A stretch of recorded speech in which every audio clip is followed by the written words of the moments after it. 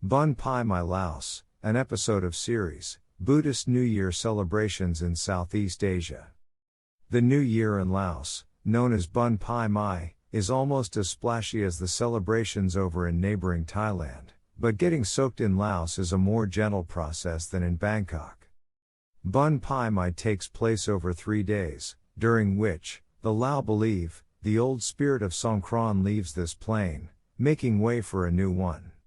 Lao bathe Buddha images in their local temples during Bun Pi Mai, pouring jasmine-scented water and flower petals on the sculptures.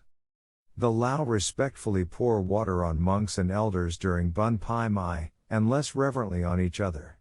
Foreigners are not exempt from this treatment. If you're in Laos during Bun Pi Mai, do expect to be soaked by passing teenagers, who'll give you the wet treatment from buckets of water, hoses, or high-pressure water guns. Luang Prabang, as Laos' cultural capital, retains the country's longest-standing and most beloved Songkran traditions, from a Miss New Year pageant to fairs that supplement the night market to a procession that reveals the town's namesake, the sacred Pha Bang Statue.